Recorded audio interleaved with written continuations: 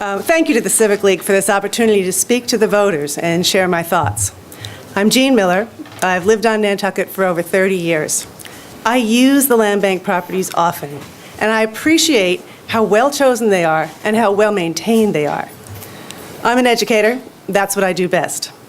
I ran the Montessori Children's House for 25 years and then decided to take on some new challenges in my life. I was honored to be a trustee at the Athenaeum for the past 6 years. My responsibilities in that role were to increase donors, and I made it my personal goal to increase local donors by educating them to the needs of the library. I believe those who use the Athenaeum should support the Athenaeum. When my term was up last year, it was announced that year-round donors actually exceeded seasonal donors for the first time, something I was very proud of. I see myself in an educational role at the land bank as well. I would like to bring public awareness to the wonderful properties the land bank has cultivated.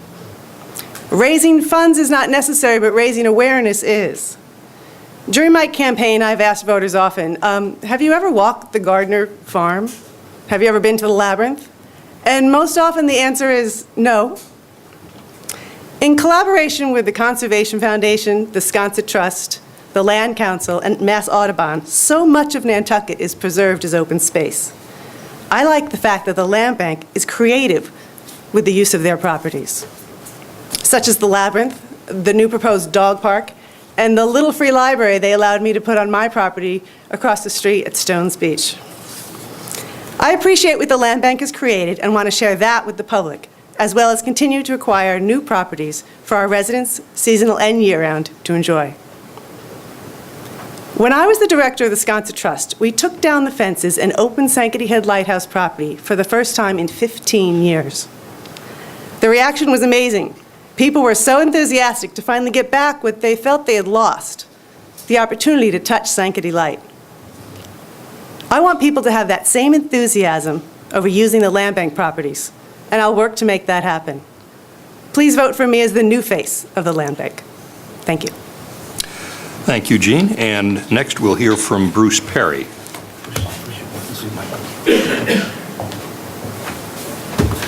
Good afternoon. Again, I'd like to thank the Civic League for having us here, everybody who came to listen to us, and everybody's going to watch the next couple weeks as this is rebroadcast. My qualifications is I was elected to the land bank in 1992 and 1997, and I worked for the land bank from 1997 till last November. I've been on the board of Mariah Mitchell Association and the Nantucket Land Council, appointed to the Concom, and have spent my 29 years on Nantucket working on conservation issues and making the land bank properties, in my job, a better place for the public to be, not just for public access, but also environmentally.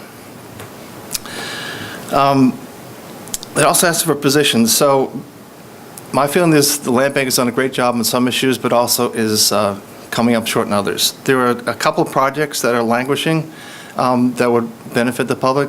My biggest one is Petrel Landing, downtown next to the boat basin.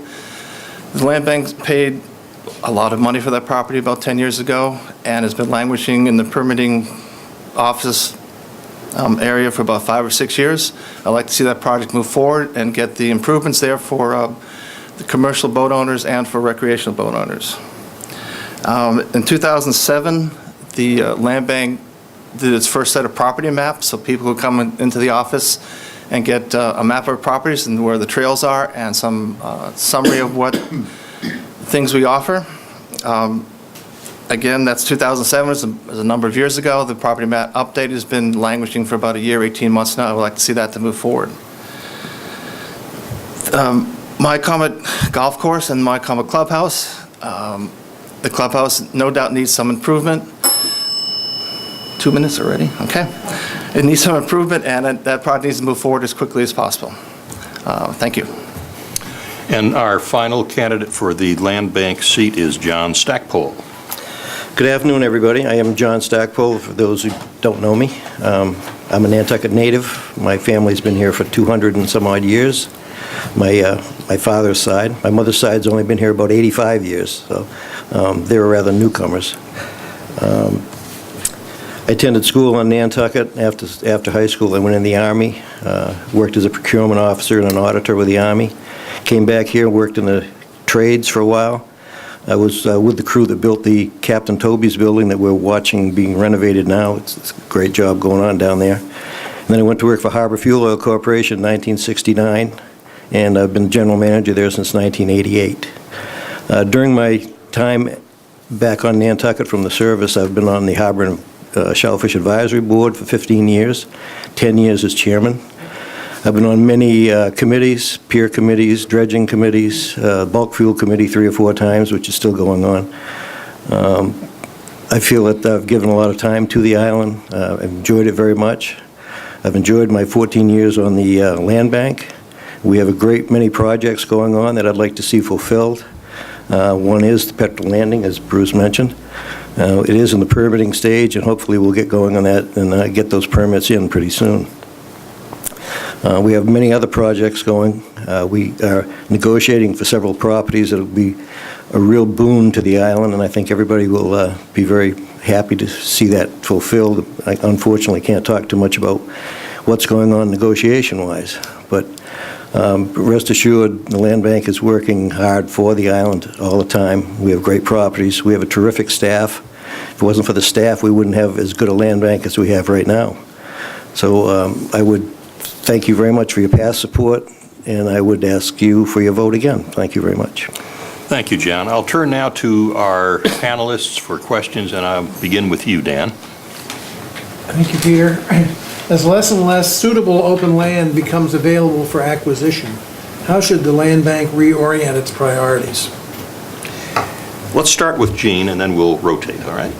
I think at this point, because so much of Nantucket has been preserved as open space, we need to focus on smaller parcels, mostly beach access and waterfront access, and connector pieces that connect pieces that we already have, for instance, on Washington Street. It's so nice to drive down Washington Street and have a view of our harbor and know that our public funds purchase property so we can have that. So I think the smaller parcels are what we will be looking forward to purchasing. Bruce? Yes, reorienting, again, most of the large parcels have been already acquired by the land bank or other conservation groups. There are a few still out there that are large holes in the donut of our large tracts with other organizations, so we should still continue to try to acquire those. Small tracts, as they become available, that is mostly the limiting factor in what the land bank chooses to acquire. Thinking out of the box, acquiring lots that already have houses on them and removing the houses and giving them away to affordable housing to other people. We've done that in the past. I think we should continue to do that. So the orientation should stay the same. The land bank should buy the best piece of property available at the time with the funds that they have. Thank you. John? Thank you. I think the land bank has worked to evaluate each piece of property that we can acquire. In some instances, we don't want to acquire a property because it obviously would be better developed and it really doesn't meet our goals. It really doesn't fit in with properties we own already. But we do evaluate them on a property-by-property basis. We try to decide what the best use of that property is, and it may be some open space and some recreational, or it may be all open space or all recreational. But we have to do it on a property-by-property basis, and we can't be hobbled by saying we have to do certain degrees of management on each property without knowing immediately what the property is going to be and what the best use is going to be. Do you have any follow-up question, Dan? No, thank you. Okay, Elise, you're next. What is your position on using a land bank property, for example, the Maya Comet Golf Course, to hold a major event like the LPGA golf tournament, and in the process likely closing all or part of the course for the better part of 2 weeks? And we'll start with your response, Bruce. Well, it's an honor to have a golf course that comes to level of the LPGA. I'm still on the fence of whether or not it's a benefit to the land bank, the members, and the public as a whole. As the question asked, the course will be closed for a couple of weeks before the tournament and probably a week or two after while it's being dismantled. I don't see how that benefits the members or the people who want to play. Again, those are our customers. The island's already full of people. It's not the land bank's job to increase tourism to come to an event. And finally, I don't think the facility is big enough. If you've seen the parking lot out there, it holds 100 cars. There's going to be 100 players plus all their entourages. So I don't know how it's going to work, and I don't see the benefit to the land bank. I'm open to be convinced differently, but there's been no discussion that I know of in the public realm that has addressed those issues. John? Thank you. I'm in favor of having the LPGA tournament for a few reasons. Number one, I think it's a great boon to the off-season, to the shoulder season of the island, which is something the Chamber of Commerce and restaurateurs and everybody have been looking forward to for a long time. The course is not going to be closed for 2 weeks. It's going to be more like 6 or 7 days. We're still in the negotiating period, so I can't give out any figures, but it will make some money for the course in a period of 6 days that would normally take us a year to make. That money can be used toward the clubhouse, which would save money for the land bank, and it would save money for the members to be putting in money. And I think overall would be a great boon to the island. And finally, Jean.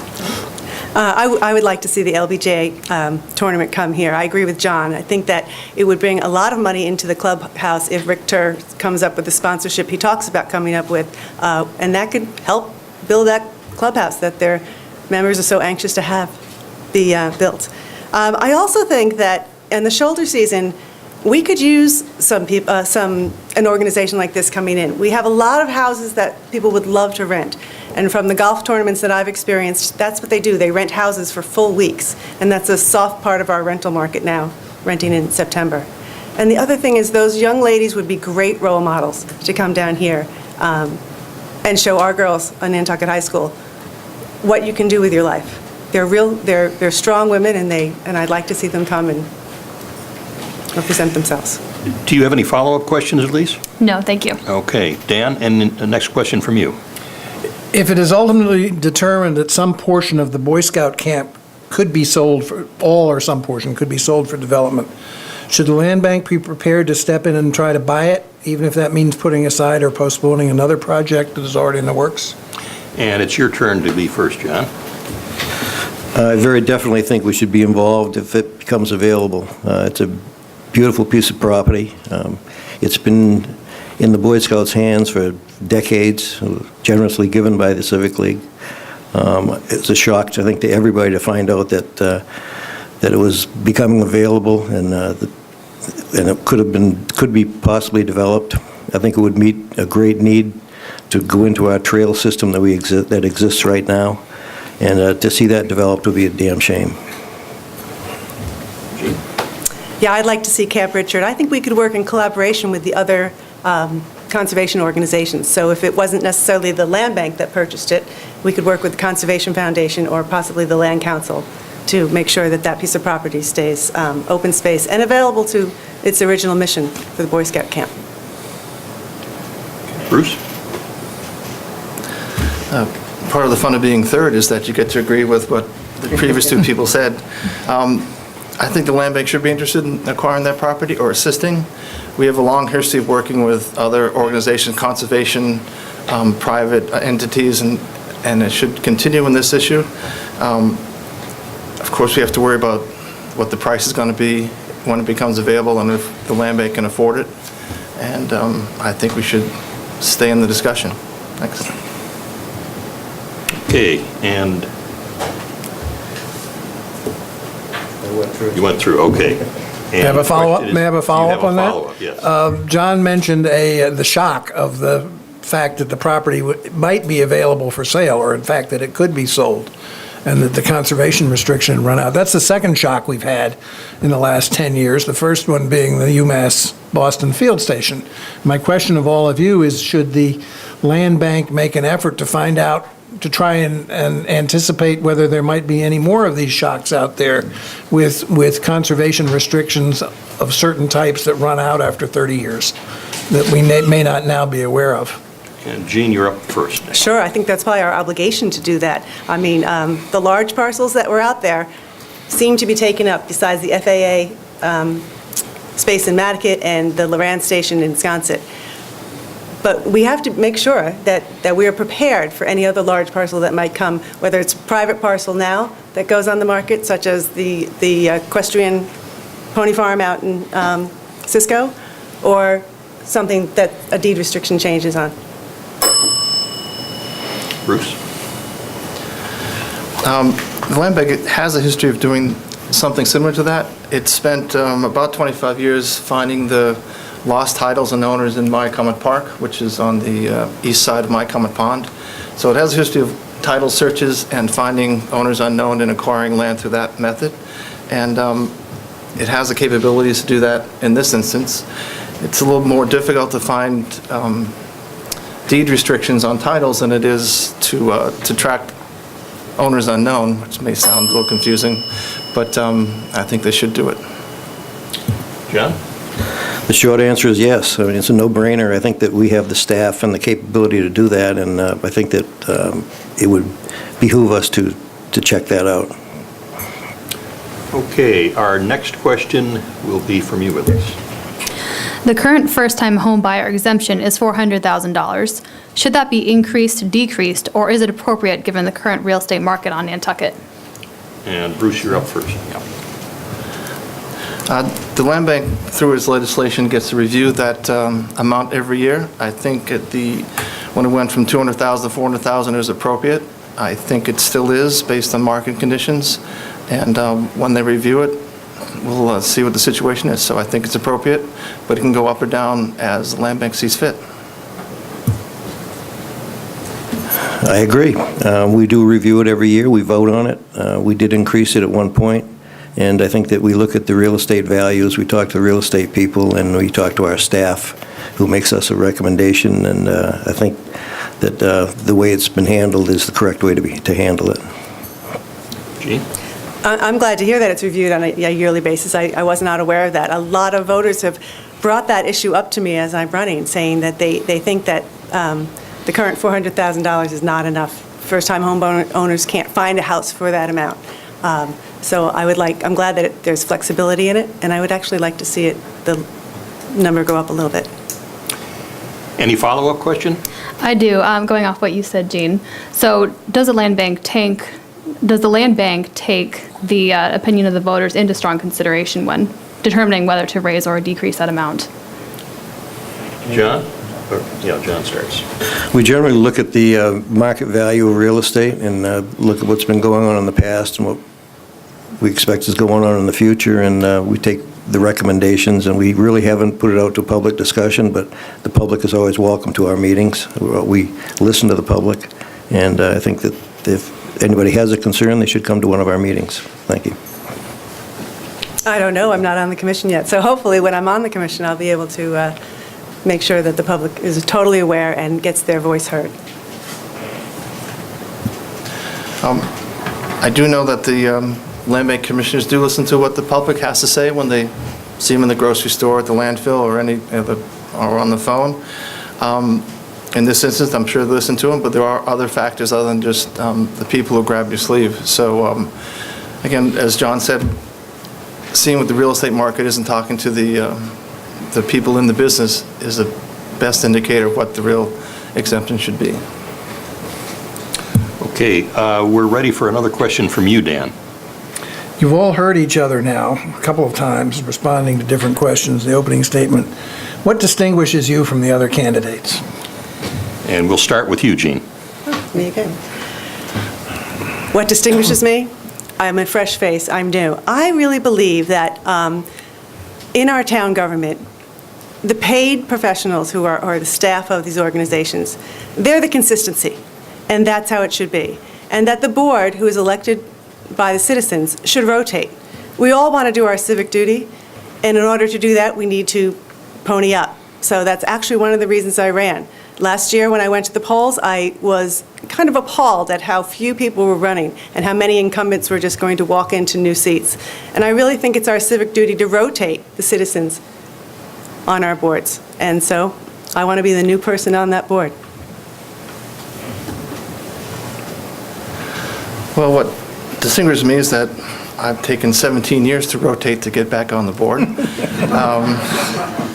I think it just, also my environmental background, it distinguishes me from the candidates and from a number of the board members. Land Bank at its heart is a conservation organization to acquire open space for public use and conservation reasons, and I think that's why I'm running again. Thank you.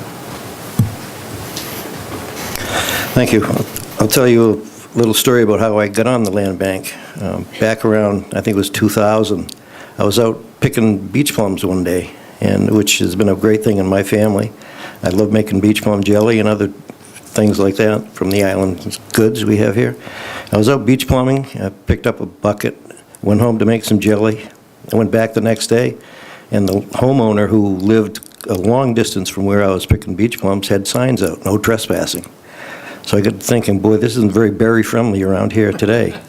So about 3 weeks later, a person on the land bank resigned, and I said, boy, I'm going to put my name in and see if I can't do something to preserve some of this land that we enjoy. And that's how I went on, and I continue doing that, and I enjoy it very much, and I would support, and I would wish your support. Thank you. Okay, next, I don't think there's any follow-up on that, but the next question would be from you, Elise. How much involvement should the land bank have in efforts to acquire the former FAA property in Matticat and the Coast Guard Loran property in Sconset? And we're going to start with Bruce. I think the land bank has been involved with both properties and should continue to be involved. Both properties are keystone to first your access to Matticat and the FAA property, and also with the Loran Tower in Sconset contains a number of rare and endangered plants and habitats, and needs to be protected. So I think the land bank should continue its involvement and be ready to participate. Once again, I agree. We have been involved. We've been in negotiations with certain entities to be involved. We have a long history of working with other groups, such as the Sconset Trust. Working with them, we saved the Sconset Golf Course. We worked with the Conservation Foundation to save the Norwood Farm property off of Pulpus Road. So we have a history of doing that, and we're going to continue to do that, and those are two very important properties that we are working on. I mentioned those properties earlier, and they are the two large parcels, and I love the fact that the Land Bank and the Sconset Trust and the Conservation Foundation work so well in collaboration. So I think that's all in place and going forward. Any follow-up, Elise? No, thank you. Okay, Dan, another question from you. People may disagree with me, not necessarily you, but other people will. But I don't, some would say that the town hasn't done a great deal in managing the open spaces that it has. You look at Mill Hill Park, for example. You look at the wood property off the Warren's Landing Road, which is in process of being transferred to the land bank, hopefully, at some point. My question is, should it really be sort of part of the general process that any open land that's acquired by the town, rather than by the land bank, be under the supervision of the land bank for property management and basic services? And we're going to start with John. Once again, I think we have to look at it property by property. We've been working with the town and Conservation Commission for years to try and manage the wood property. It's an absolutely beautiful piece of property. It needs to be managed. The town will get great enjoyment out of it. There are other aspects of town properties that we probably should get involved in, but we need to deal with the Board of Selectmen, with the Planning Board to do that. And we have, at the present time, 2,943 acres that we're managing. That's about 250 properties. And every time we add one, it's more cost to us. So we really have to pick and choose. But there are other properties that we are interested in. I agree that the land bank maintains their properties often way better than the town does. I live across the street from a land bank piece of property and a town piece of property, both on either side, and I would love the town to take care of the properties as well.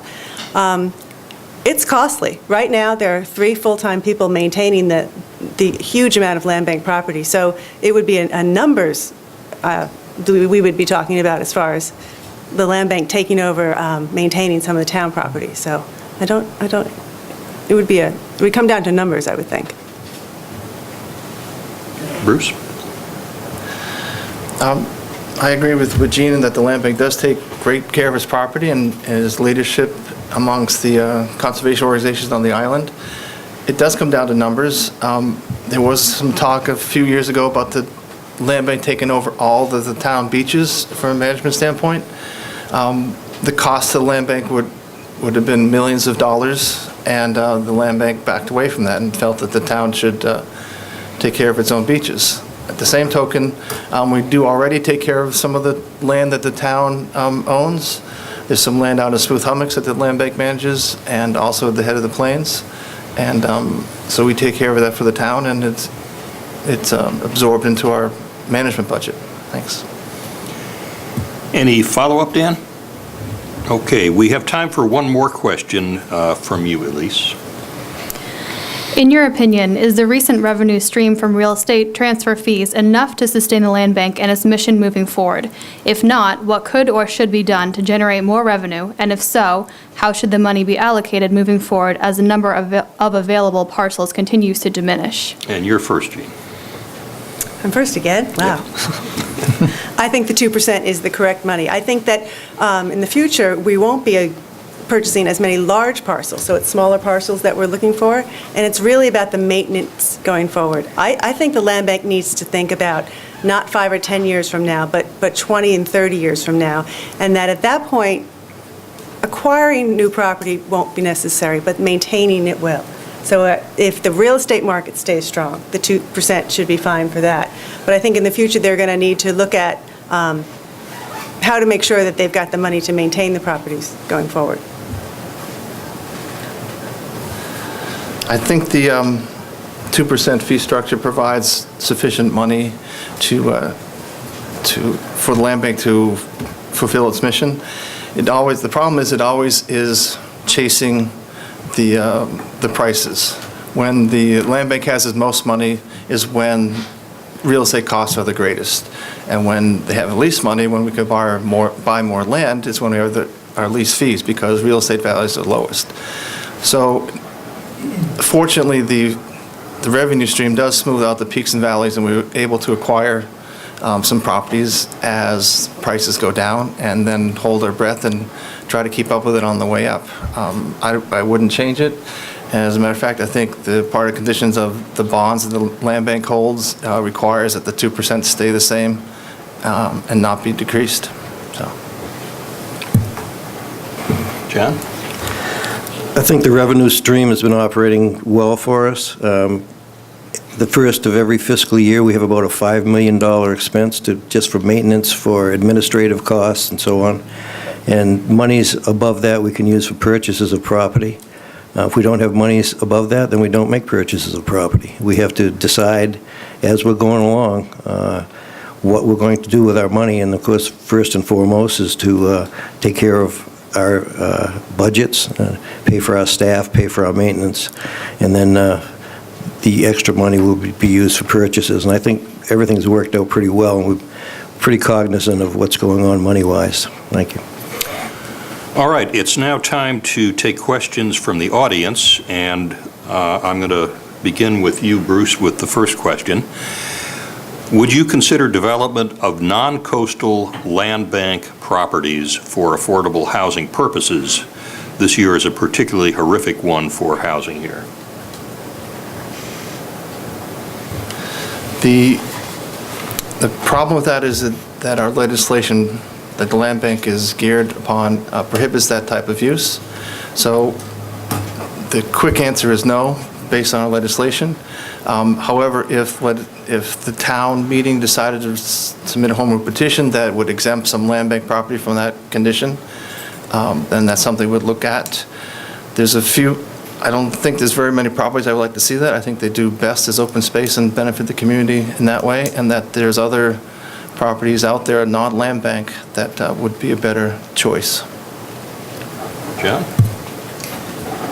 I agree. We're not in the housing business. We do recreation, we do open space. The town is sitting on a lot of acreage that could be developed into housing. Right out the back door, you can see 30 or 40 acres right here. There are other acreages around the island that could be used.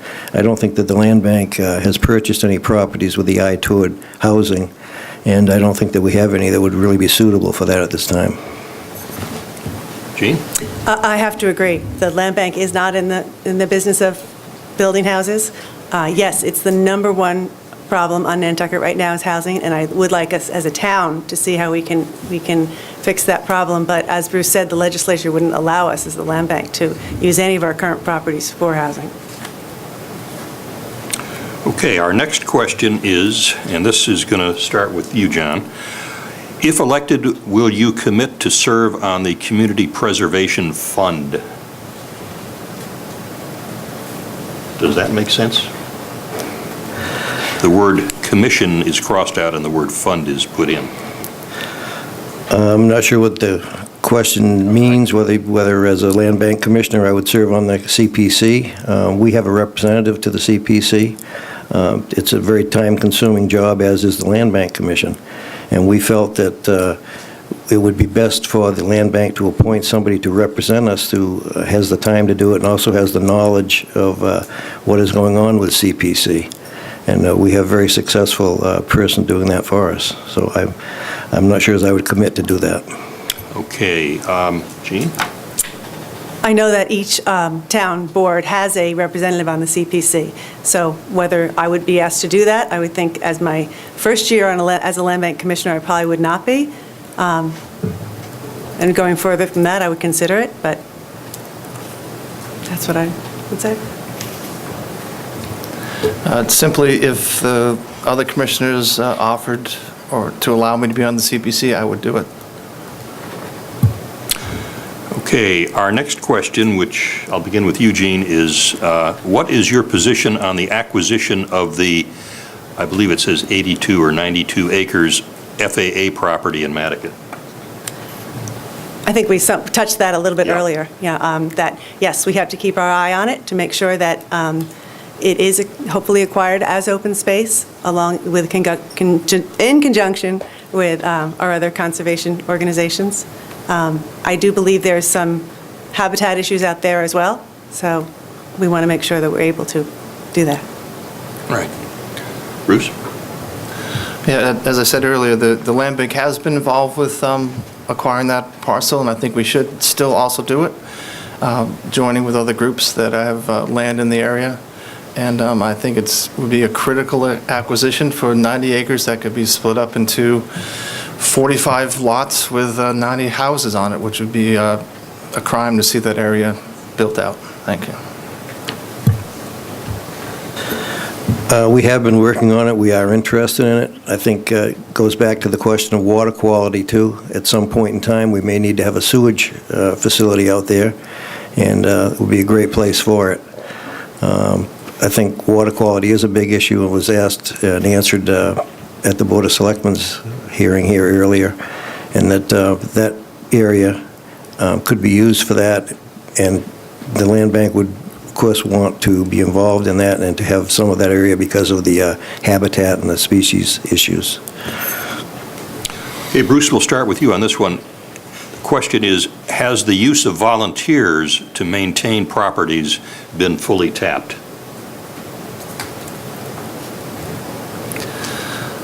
Yes and no. The land bank tried to use some volunteers a number of years ago through some community service work that some people's probation required to do. It's difficult to wrangle them together if you got jobs to do and oversee them. And plus those people weren't necessarily that motivated to do what they're doing. Volunteers that would be motivated to do a project for land bank or assist land bank would be helpful. Again, it takes a certain amount of time and effort for the staff itself to organize them and keep it going. I think the existing staff does a great job of what it does, but help is always accepted. I think the big issue with the volunteer work is liability. In this litigious society we live in, if anybody ever got hurt, we'd be in a lot of problems. And also it does take away from our staff doing their job. So it hasn't worked too well in the past, and I'm not so sure we would look at it in the future, although any type of volunteer program would always be looked at. Jean? I'm not aware of any volunteers being used for the land bank right now at all. My number one goal in being on the land bank is making the public more aware of the land bank properties. I don't think they're utilized as much as they could be, and I do think volunteers in that instance is just getting people out there and showing them where the properties are could be very advantageous. Okay, I'm down to my last question, folks, so if you have any more, submit them now. And this question is addressed specifically to you, Bruce. It said, why did you resign from the land bank? Everybody's going to get a shot at that? Or just No, just you. Yeah, I did resign from the land bank last November. My resignation letter is part of the public record if anybody wants to see it. I had a disagreement with the director and some of the staff, and as a matter of principle, I resigned. I can't go into any more detail at the moment, but it was a personal decision, and that's why I did it. Okay, we are a bit ahead of schedule, and it's time for our closing statements, and I think that you're up now, John, first. Okay. Once again, thank you all for being here. The land bank is involved in a lot of projects right now, some that are very dear to my heart. I've been on there 14 years. I'd like to continue being on there. I think that I've got a good handle on what's going on with the land bank. And one of the things I forgot to mention when we were talking about volunteers, there is a big volunteer group called the Commissioners. We put in a lot of time and a lot of interest, and we are volunteers. Thank you. Jean? I can bring fresh ideas and greater awareness to the land bank. At the Sconset Trust, I learned about acquisition as well as about good stewardship of public property. On an island where residents or visitors often feel their wallet is bleeding, it's nice to find activities that are free of cost. The land bank offers that with some of the most beautiful walking trails, beach access, and public fields. As a world-class resort, it's unimaginable that residents or guests could not play golf here unless they belong to a private club. The land bank provides not one, but two public options. I want to see the future of the land bank be about how we, the public, can benefit from the properties our land bank taxes have purchased. With most of the largest parcels of land off the market, it'll take keen eyes to decide how to best purchase property going forward. I would like to be a part of that process. I ask for your vote on April 15th. Thank you. Yes, again, thank everybody for either being here or watching this on TV channels. I think it brings the land bank experience in all aspects of the land bank, whether it's working on the properties and or acquiring and land or repairing the land. One issue that hasn't come up tonight is the gun club. I know it's tangential. The land bank owns property on 2.5 sides of the gun club. The gun club has been looking for somebody to hold his conservation restrictions so they can move forward and get their permits from the state. I think the land bank, as an abutter who is managing the property all around it, would be an excellent partner to hold a conservation restriction. Whether you're in favor of guns or not, I think that's for another avenue, but I think the land bank should hold the conservation restriction. The land bank should also be a leader has been and should continue to be a leader in the community and set an example for other organizations to follow. Thank you.